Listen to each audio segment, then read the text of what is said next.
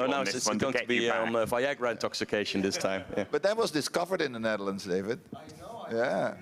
We had the first of those cases in our department. It was actually Pierre Bos, my mentor, who discovered that disease. Oh, wow. Very interesting. So don't give me too hard time after this wonderful tattoo case.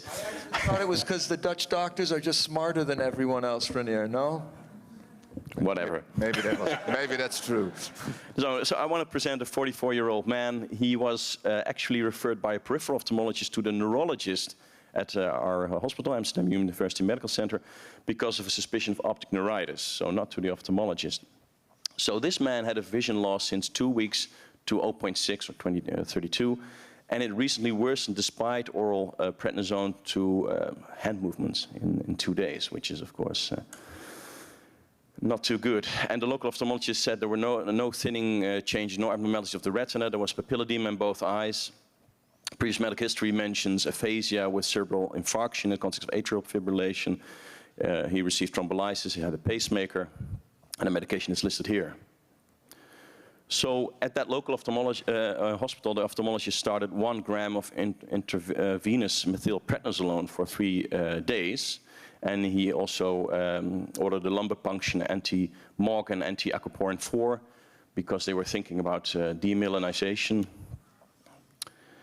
And now he was referred to Amsterdam UMC also for a possible MRI to the neurology department, but by accident he ended up at our ER department at ophthalmology.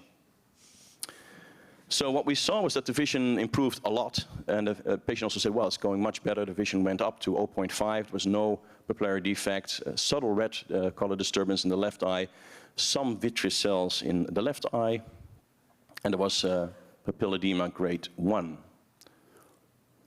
And here are the images. So there was a serous retinal detachment locally in the right eye, some mild pigmentary changes in the left eye on the macula, and there was some papilledema on the RNFL analysis.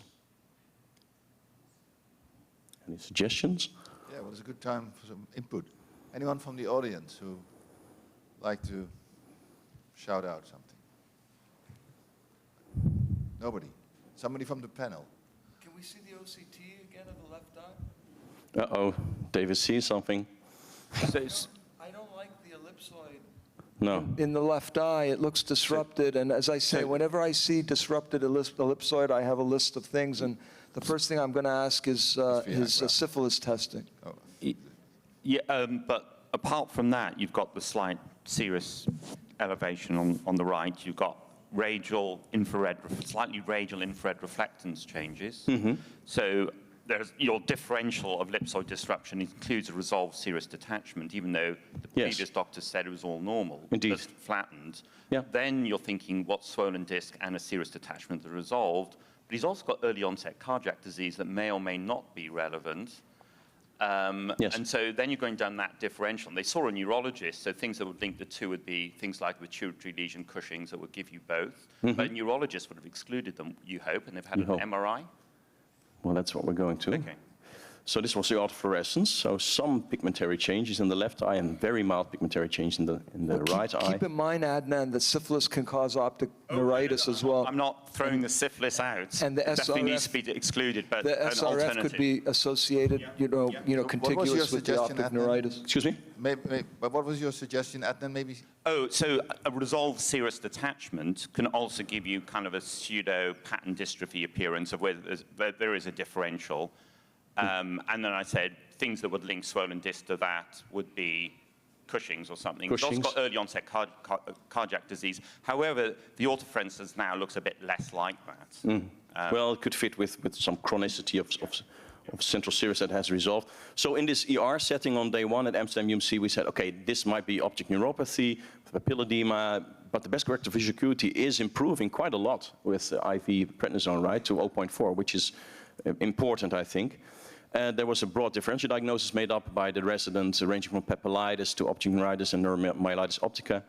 But there was also some subtle serous fluid, which they said, well, the combinations might be coincidental. And the choroidal imaging? Have you got good EDI or equivalent that we can? help Well, us? let's see if And then I presume you can show us the fluorescein maybe.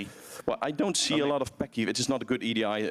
See it on that. No, but there don't seem to be Okay. Pecci vessels, at least in that Yeah. slice, right? So, okay.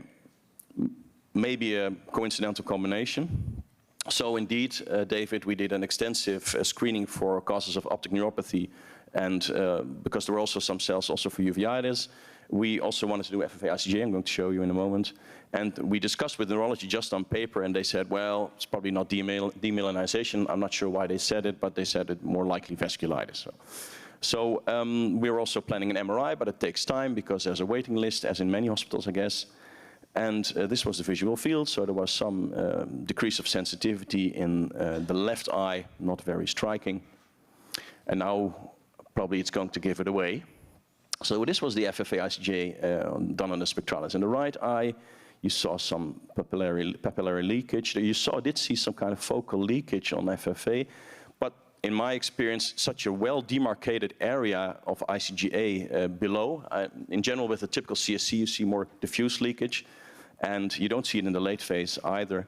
In the left eye now, probably you're all going to say, ah, and David's going to be happy, because this, for me, looks like syphilis, right? You see this bit of oozing on FFA. You see in the late phase, you see this plaque-like hypofluorescence on ICGA, as you're in the lower right. And what I've also seen several times is as the speckles that you see in the periphery on ICGA, they might also be suggestive of syphilis. So yeah, it is indeed syphilis, David. Once again, you were right. So 2 from 2 on Camille. So the resident was called 5 days later that indeed there was a sky-high treponema pallidum antibody result. So we started with 2 weeks of the usual treatment, penicillin, and with a very striking, nice result. I wasn't aware of serous fluid, actually. I've never heard about serous fluid with syphilis. So Well, we made this whole differential diagnosis in this paper, but we didn't list syphilis as one Actually, of the in possibilities. Francesco Picchi's original OCT paper, in the initial stages, you can get a little cuff of fluid centrally, but at that area in the right eye, I'm wondering if it may be unrelated, maybe pachychoroid disease, maybe related to some optic neuritis. You're right. That was kind of throwing me off, but the left eye, I think, looked more typical.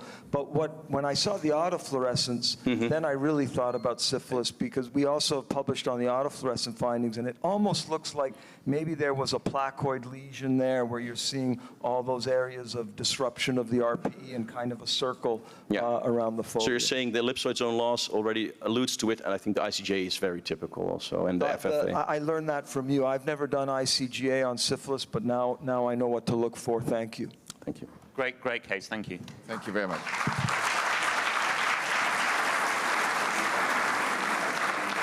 So our next